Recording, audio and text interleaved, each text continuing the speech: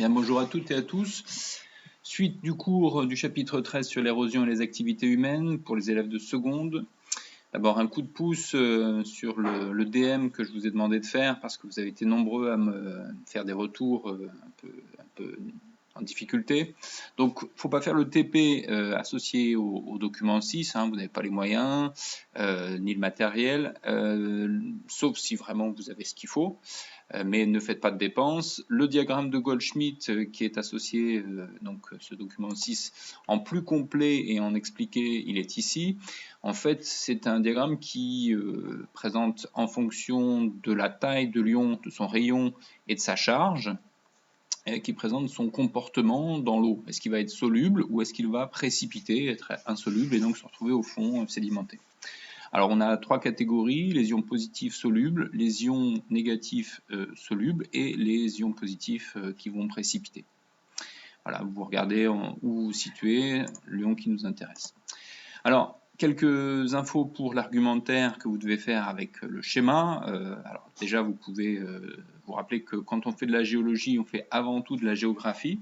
Donc il faut être précis sur les lieux, donner des valeurs de localisation, des valeurs chiffrées précises, avec en kilomètres par exemple. On s'intéresse à trois phénomènes principalement quand on parle d'érosion. C'est altération, transport et sédimentation.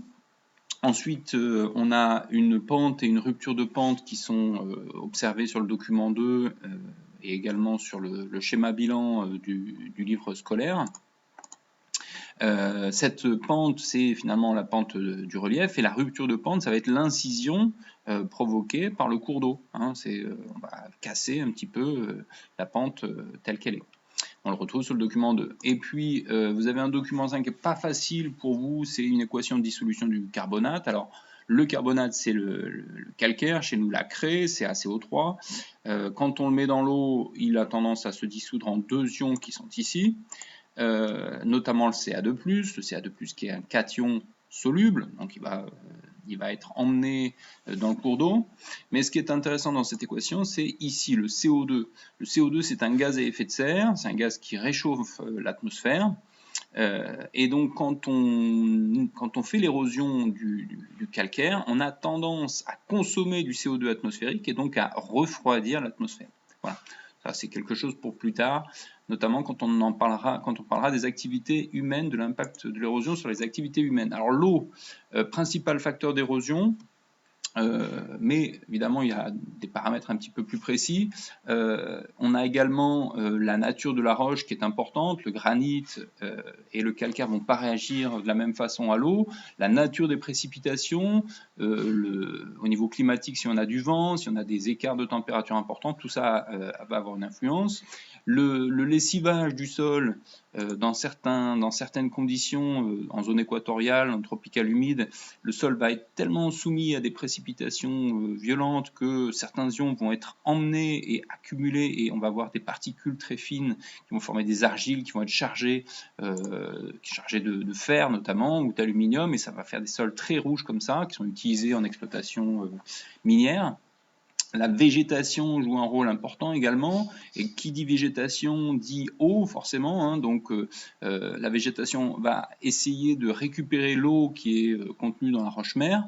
Les racines peuvent contribuer à casser la roche-mère, mais les racines vont aussi stabiliser le sol et limiter les frottements, limiter par exemple la disparition du sol à cause des pluies intenses. Quand on retire toute la végétation sur un sol équatorial, on provoque une cuirasse latéritique. On va, comme ça, c'est le drame de la forêt amazonienne, supprimer le couvercle végétal qui protège des fortes pluies.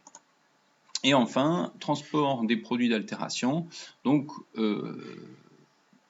lorsqu'on a cassé, altéré certains éléments, on va les transporter. Alors pour ça, il y a un diagramme. Alors d'abord, le DM que vous pouvez faire, c'est le DM de l'activité 4 du livre scolaire sur ce lien ici. Un schéma globalement à compléter. Et puis un document dans cette activité, notamment le diagramme de Hjulström, qui est un classique quand on parle d'érosion.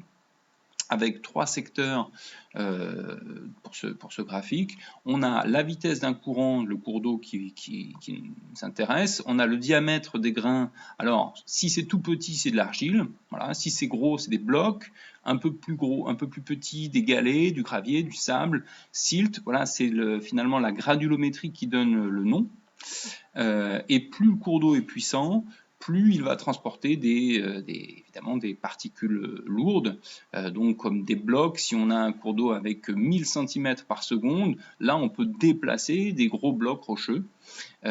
Si on a un cours d'eau qui est relativement lent, eh bien finalement les petites particules vont rester sédimentées. Ici, cette partie-là, c'est le transport. Donc, même pour des courants très lents, les toutes petites particules d'argile et de silt sont rapidement transportées.